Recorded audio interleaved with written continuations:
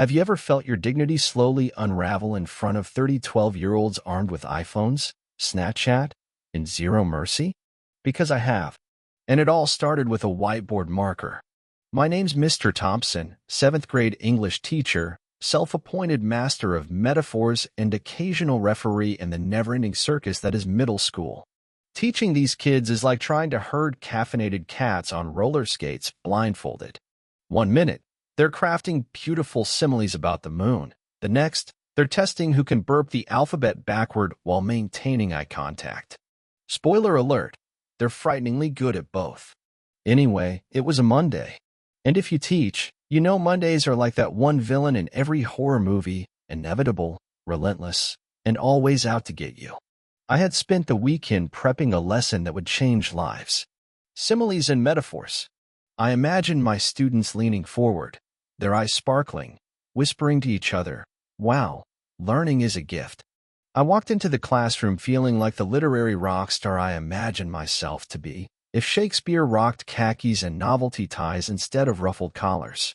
I grabbed a marker, popped the cap with all the swagger of a magician unveiling his greatest trick, and swiped it across the whiteboard. Nothing. Okay, no sweat. Markers die. It happens.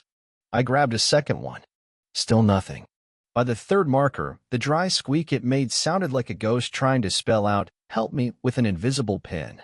At this point, the atmosphere changed. The kids stopped doodling on their notebooks and stopped whispering. Instead, the entire room began to hum with a strange, barely contained energy, like I just walked onto the set of a prank reality show called "How Long Can Mr. Thompson Keep His Cool?" Marker 4? Dry as a desert. No ink, no mercy.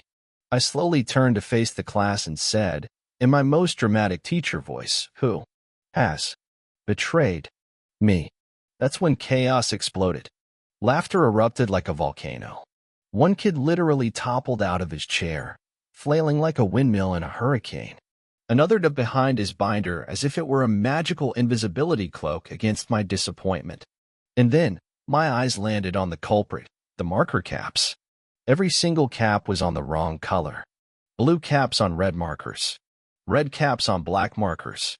One marker sported 2 caps. Yes, double-capped like some kind of marker Frankenstein. Another was glued shut. Glued. Shut. Like a tiny, plastic prison for marker ink. Enter Josh. Josh is the kind of kid who asks if irony means made of iron and actually expects an answer.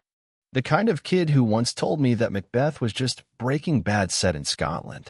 Josh raised his hand, looking like he'd just won the lottery, and said, "I thought it'd be fun to test your problem-solving skills." Like, teacher Hunger Games. Teacher. Hunger. Games. I stared at him, dumbfounded.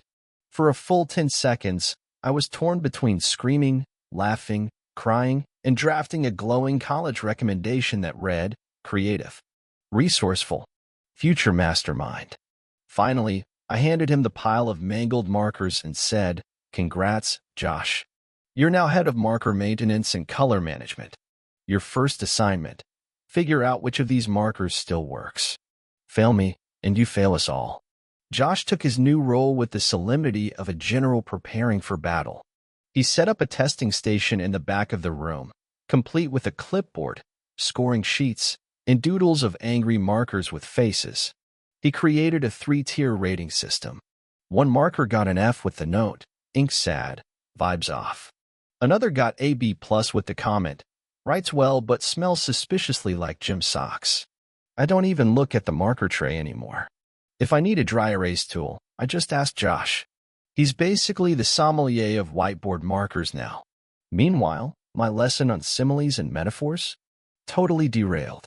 The only metaphor anyone remembered that day was Josh's description of my meltdown, a thundercloud of despair raining on a field of broken dreams. I count that as a win. Oh, and the very next day? Josh replaced every single marker cap with little googly eyes. The whole tray looked like a gang of tiny, judgmental monsters. The horror.